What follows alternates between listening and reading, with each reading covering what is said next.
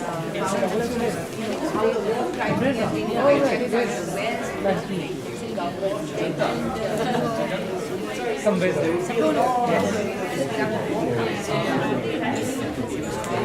I'm a student of study law.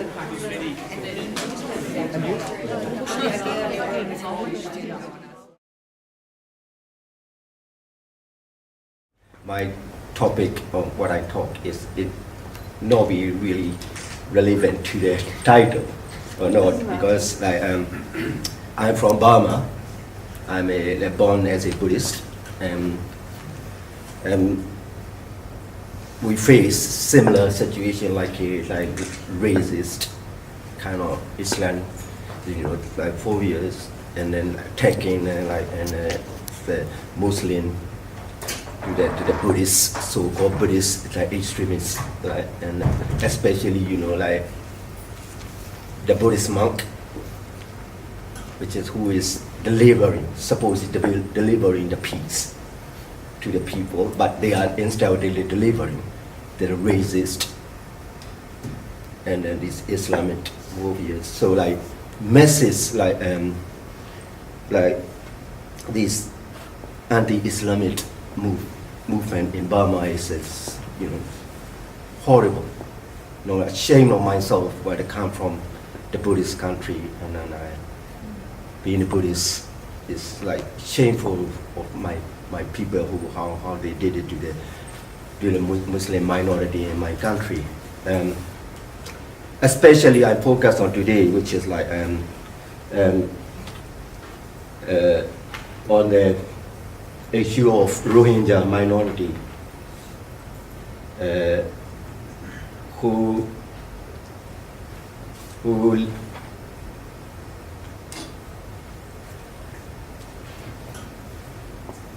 they are the most persecuted people in the world. These Rohingya minority in Burma are the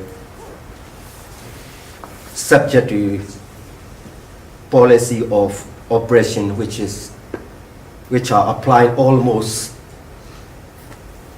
exclusive to each of Rohingya people. The Burmese government targeted Rohingyas because of what they believe in religiously and race.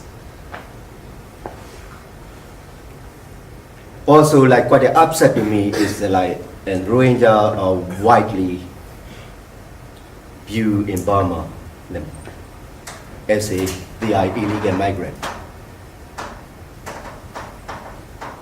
They are from Bangladesh.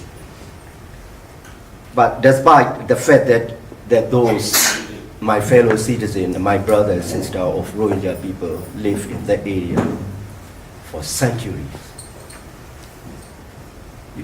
Their father, mother, grandfather, all the people they born there.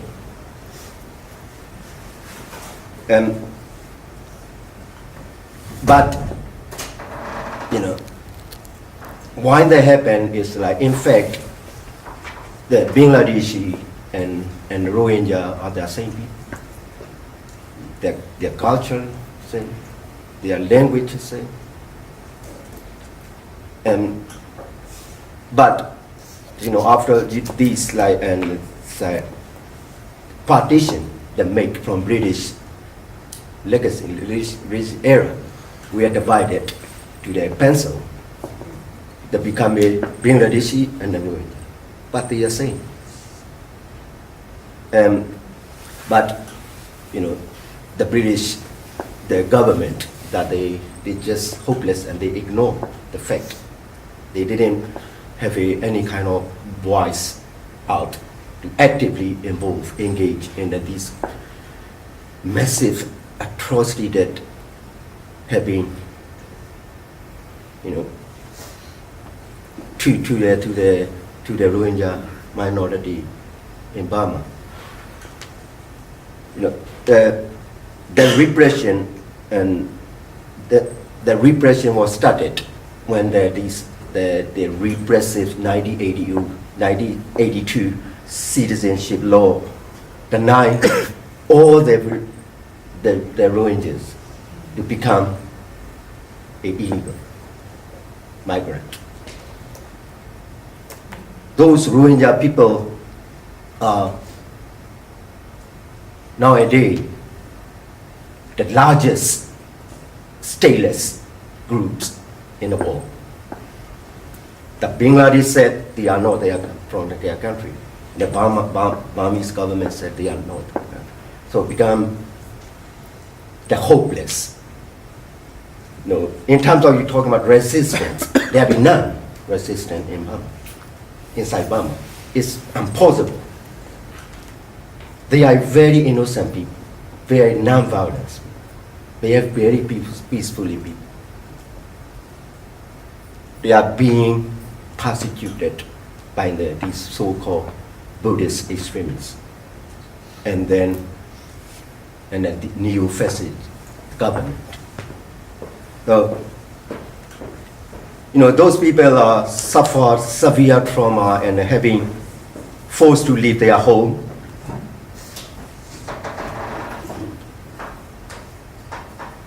The decision, as a human being, take as, at last, resolve to save their family, him or herself, to run away from the persecution. They're quite sad that, that Bangladesh is denying the refugee trying to escape, death, suffering and humiliation, one of the most hypocritical one, the Bangladesh. Bangladesh itself, their history having written, largest refugee having fleeing to anywhere else because of climate disaster or climate change crisis.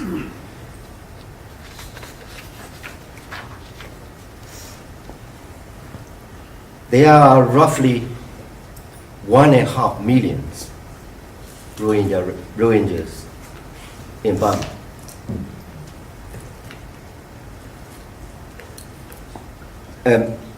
Because of this stripped off that their citizenship in 1982 controversial Citizenship Act, up to 250,000 of people fleeing to Bangladesh to seek refuge. But luckily at the time, Bangladesh have managed to repatriate a number of them. There have been smaller periodic influx too.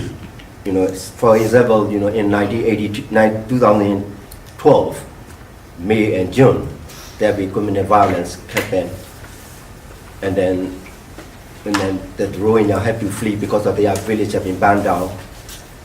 There have been women, girls have been raped.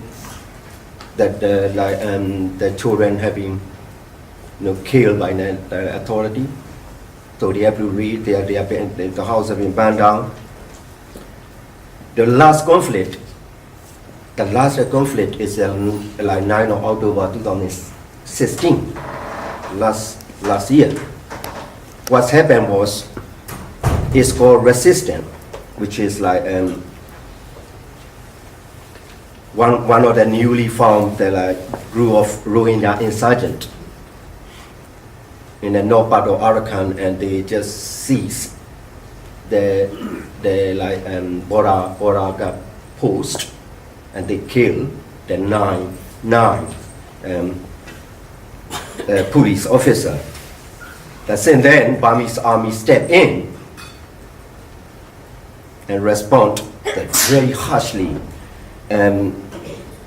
including like banning village, raping girls, killing the children. So there be like about 6,500 the Rohingya have been fled to the the neighboring country, and Bangladesh.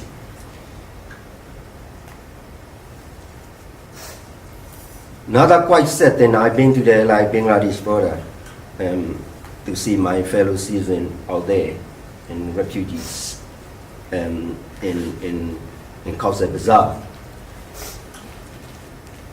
I'm crying out there, and I seeing those people are very hopeless. And they are like 200, between 200,000 and 400,000 refugees in Bangladesh. But quite sad that those people living in a like there will be no such a place to stay. They are living on the street. Only the Bangladesh government allowed 30,000 people, the Rohingya refugees, to formally register as a refugees. So much of the Rohingyas are there is none of protection from anyone. There is no food, no medical care. This is over 200,000 refugees are unregistered and unprotected. It is shame that and what I say is Bangladesh government should give to the international communities and UNHCR to take care of those refugees. I know, I am totally aware that, hosting the refugees in a country like, very poor country like Bangladesh is quite difficult. I'm aware that. But why not give the authority to the international community to take care of their hand? So this is really shocking for the Bangladesh policy toward the Rohingya community in Bangladesh.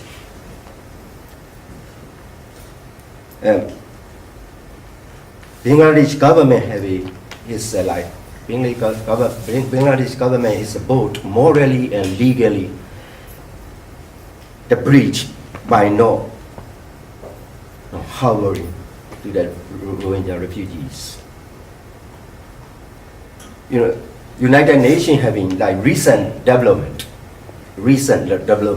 that couple of weeks ago. United Nations concerned on the Bangladesh governments that plan to move the thousands of refugees to the flooded islands. That remote island in the area is some of the Bangladeshi people told me that it's no island. It's only sandbank. Every time tide high, they're flooded. There will be no road and no food to grow or nothing out there. Only 18 miles, 18 mile long coast. How they can put those people in this remote island, which is, this island was only emerged in 8 years ago. So this is quite a shame of the Bangladesh government policy toward Rohingya.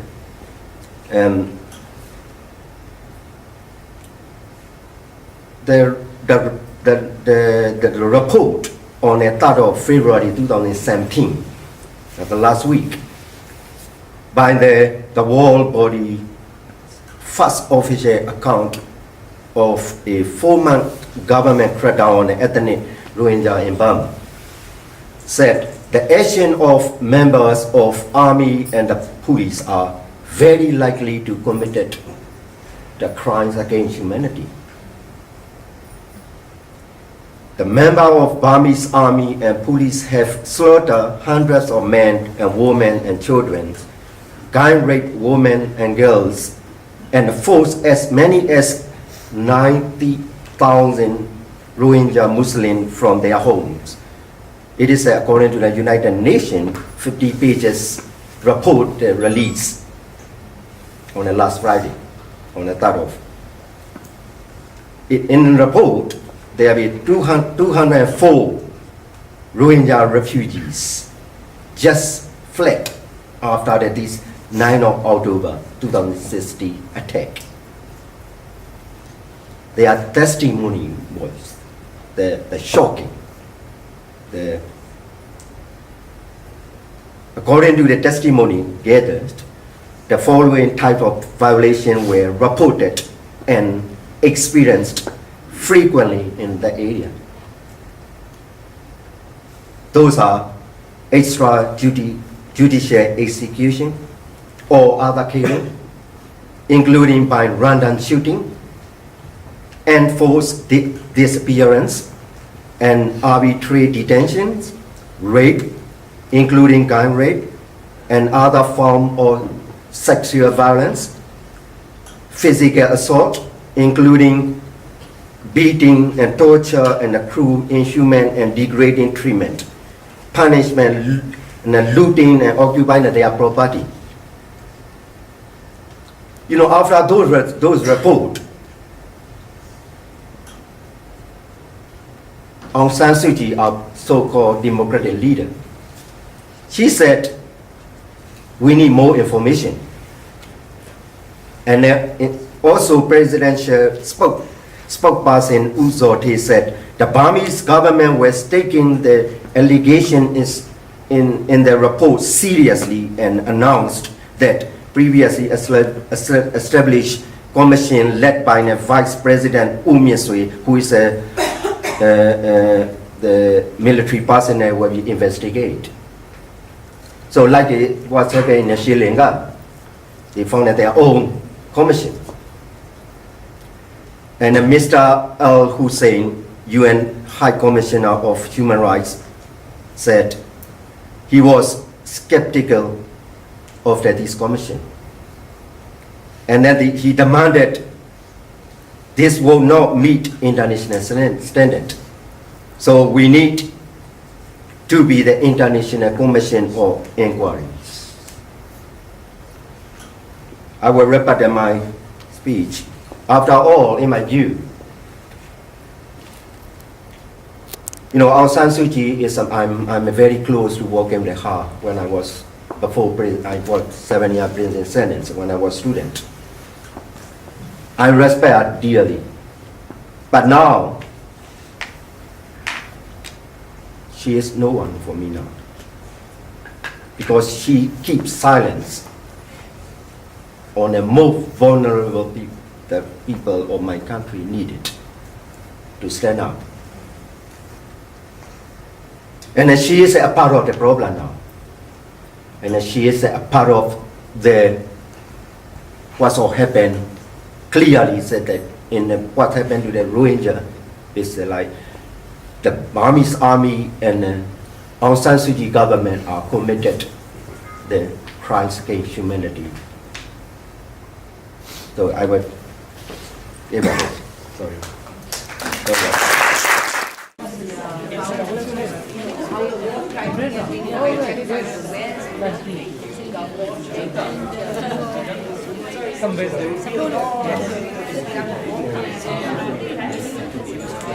I'm a student. I study law. and